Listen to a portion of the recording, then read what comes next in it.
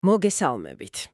დღეს ჩვენ ჯეიმს ფენიმორ კუპერის უკანასკნელი მოჰიკანის პირველი ტომის, ესე იგი საწყისი თავების დეტალურ განხილვას ვიწყებთ.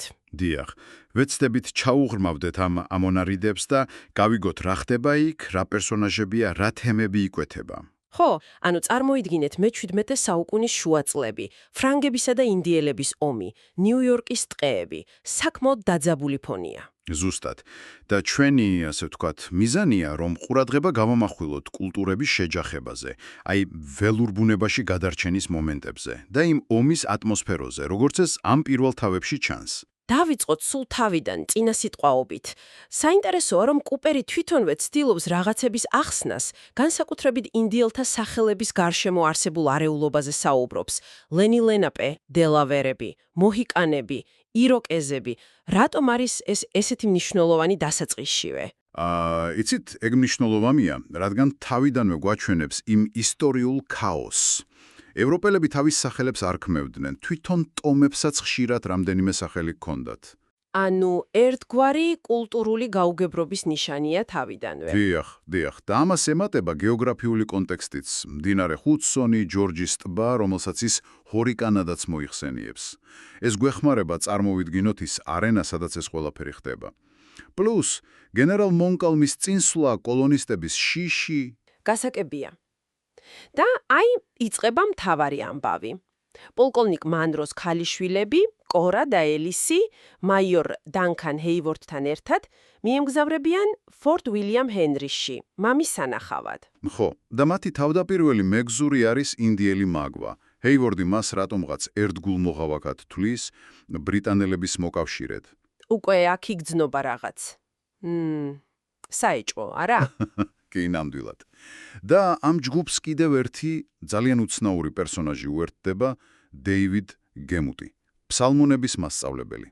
გემუტი, მისი აღწერაც კი უცნაურია რაღაცნაირად, აბსურდული ფიგურა იმ გარემოში, თავისი ფსალმუნების წიგნით. ზუსტად. ის თითქოს ცივილიზაციის და რელიგიის ხელოვნების წარმომადგენელია, რომელიც სრულ კონტრასტშია ველური ბუნების და ომის მკაც რეალობასთან. მისი ეს ღვთისმოსაობა თითქოს. თითქოს შეუფერებელია იმ მომენტისთვის. დიახ, რაღაცნაირად ასე გამოდის. და აი, როცა ეს ჯგუფი იკარგება, სწორედ მაშინ ვეცნობით ნამდვილ მთავარ გმირებს. ქორის თვალა, ნათ ბამფო, თეთრკანიანი მზვერავი, რომელიც ინდიელებთან ერთად ცხოვრობს და მასთან ერთად ჩინგაჩკუკი. მოჰიკანების ბელადი, დიახ, და მისი ვაჟი უნკასი. მათი აღწერაც შთამბეჭდავია. ჩინგაჩკუკი გამოცდილი ბრძენი მეომარი. ქორის თვალა კი, თუმცა თეთრკანიანი, აშკარად ტკისკაცია. ხო, და მათი საუბარი ისტორიაზე, მიწაზე ძალიან საინტერესოა. ქორის თვალა ამბობს, ჩემმა ხალხმაც იბრძოლა ამ მიწისთვისო, მაგრამ ჩინგაჩკუკი უსვამს ხაზგანსხვავებას, ანუ იანაღის განსხვავებას. დიახ. ქვისტავიან ისე საერთოდ მუის ტყვიას შორეშო და ჩინგაჩკუკი იყვება თავისი ხალხის ლენი ლენაპეს ტრაგიკულ ისტორიას, როგორ დაკარგეს მიწები ჯერ სხვა ტომებთან, მერე ევროპელებთან და ცეცხლოვან წყართან ბრძოლაში. და სწორედ აქ ამბობს იმ ცნობილ ფრაზას, გულსატკენ ფრაზას, ჩემი ბიჭი უკანასკნელი მოჰიკანია. ეს ფრაზა თითქოს მთელი ნაწარმოების ლაიტმოტივია, გადაშენების პირას მყოფი კულტურის სევდა იგრძნობა. და ეს სამეული, ქორის თვალა, ჩინგაჩკუკი, უნკასი, რაღაც სიმბოლურია, ხო? ნამდვილად. თეთრკანიანი, რომელიც ინდიელების გვერდითაა, ბრძენი ბელადი და ახალგაზრდა იმედის მომცემი მეომარი.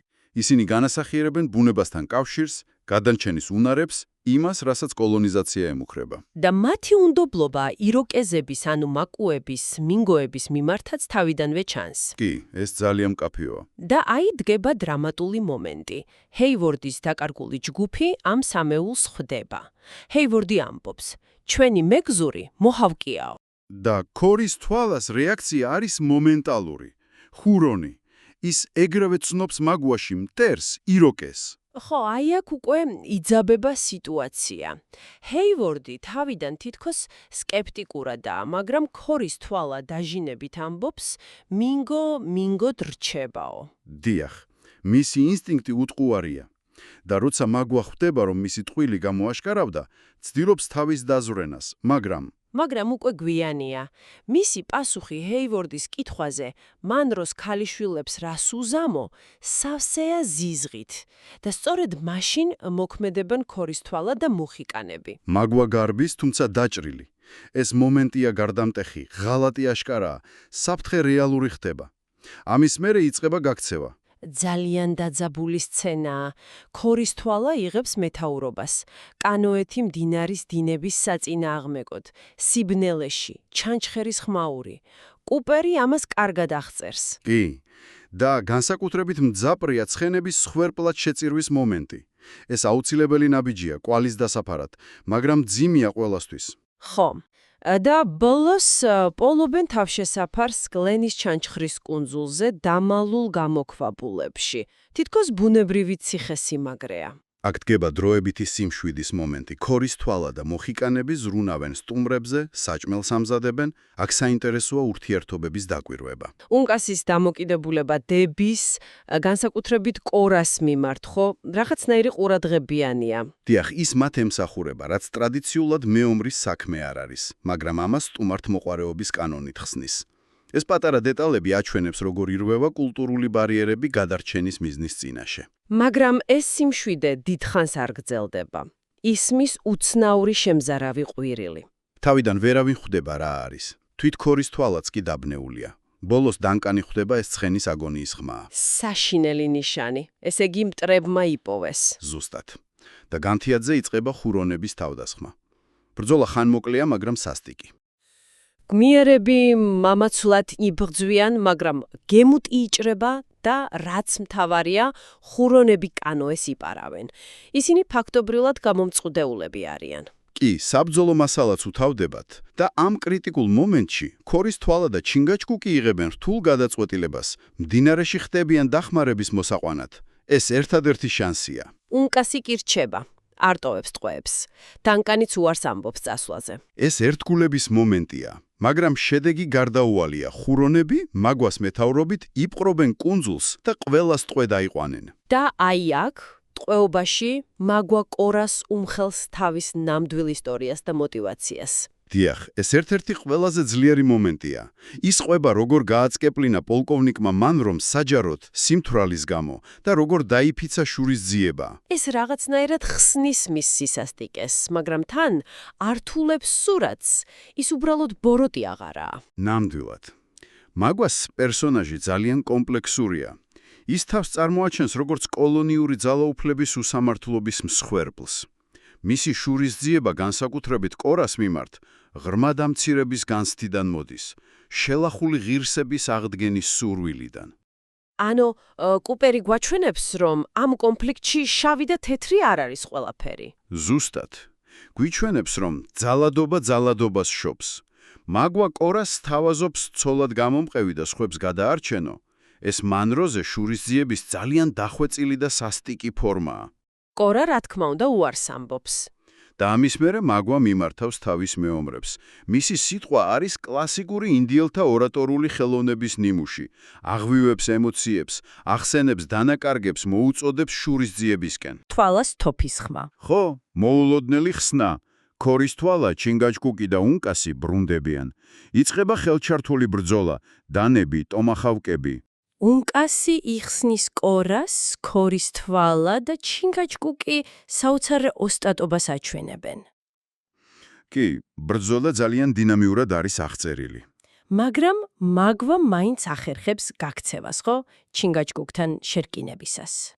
გიახ, ეს მნიშვნელოვანია. საფრთხე ბოლომდე არ გამქრალა, კონფლიქტი გაგრძელდება. თუმცა ამ ბრძოლაში იმარჯვებენ. შვება დიდია, მაგრამ მერე ისევ კულტურული განსხვავებები ჩანს, სკალპირება, რაც შოკია ევროპელებისთვის. კი, მაგრამ მათი ტრადიციის ნაწილია. საინტერესოა ქორისთვალასა და დევიდ გემუტის საუბარიც.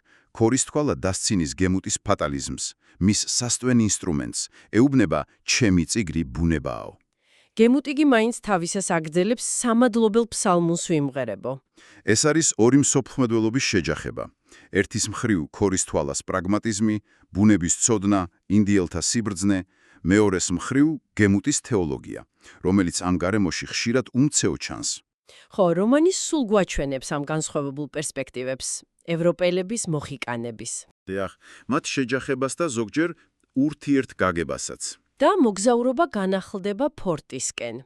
აქ კიდევ ერთი საინტერესო დეტალი ირკვევა, როგორ იპოვეს კვალი. ხო, უნკასმა შენიშნა ნარაგენსეთის ჯიშის ცხენების სიარულის მანერა. ეს პატარა დეტალი აჩვენებს მათ დაკვირვებულობას ბუნების კითხვის უნარს. რაც გადარჩენის გასაღები აღმოჩნდა. ზუსტად.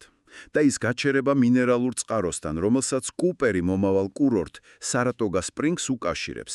ესეც ერთგვარი მინიშნებაა მომავალ ცვლილებებზე. მოკლედ, ამ პირველი ნაწილის განხილვით რა გამოიკვეთა ყველაზე მეტად?